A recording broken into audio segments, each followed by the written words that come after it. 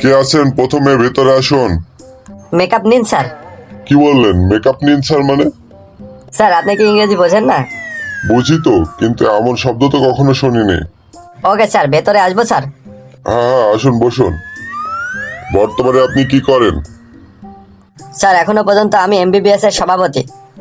পাও, তাহলে কেন এত বড় দামি চাকরি ছেড়ে আপনি আমাদের এই নর্মাল কোম্পানিতে জব করতে আসছেন? স্যার আপনি আবার কোথায় দেখলেন আমি দামি চাকরি করি? আমার তো কোনো জবই নেই। ওই যে আপনি না একটু আগে বললেন আপনি না এমবিবিএস এর সভাপতি। ও স্যার, এই এমবিবিএস সেই এমবিবিএস না স্যার, এটা হচ্ছে মা বাবার বেকার ছেলে, তাদের সভাপতি। ও আচ্ছা, ঠিক আছে। আচ্ছা বলুন তো, আপনার পূর্বে কোনো অভিজ্ঞতা আছে কিনা? হ্যাঁ স্যার আছে। আমি 50টি ভিডিও আপলোড করেছি টিকটক, ফেসবুক এবং ইউটিউবে, তার মধ্যে 10টি ভাইরাল হয়েছে।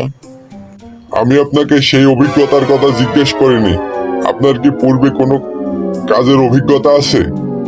কেন স্যার, এগুলো কি কাজের মধ্যে পড়ে না? এগুলো করে তো মানুষ সময় নষ্ট করে, টাইম পাস করে। এগুলো আবার কিভাবে কাজের মধ্যে পড়ে? কেন স্যার, অনেকেই তো আছে ইউটিউব, ফেসবুক, টিকটক করে মাসে লাখ লাখ টাকা ইনকাম করছে, আপনি কি এগুলো কাজের মধ্যে ধরেন না? ও আচ্ছা, ঠিক আছে। তাহলে আপনি তো এগুলো থেকে লাখ লাখ টাকা ইনকাম করতে পারতেন, তাহলে কেন আমাদের কোম্পানিতে চাকরির জন্য ইন্টারভিউ দিতে এসেছেন? স্যার এগুলো চাকরির পাশাপাশি করা যাবে, তাই আমার চাকরিটা খুব দরকার। আচ্ছা, আপনাকে যদি আমাদের কোম্পানিতে চাকরি দেওয়া হয় তাহলে আপনি আমাদের কোম্পানির জন্য কি করতে পারবেন? স্যার আমি ভাইরাল আইডিয়া দিতে পারি, যেহেতু আমি 50টা ভিডিও আপলোড করেছি তার মধ্যে 10টি ভাইরাল হয়েছে, তাই আমার ভাইরাল আইডিয়া সম্পর্কে অনেক ধারণা আছে। তাছাড়া অফিসের বস যদি রাগারাগি করে, কিভাবে হাসি ঠাট্টা করে বসের মন গলানো যায়, আমার কাজ সেটাও। ও বাহ, মিস্টার কেলু, খুব ভালো বলেছেন।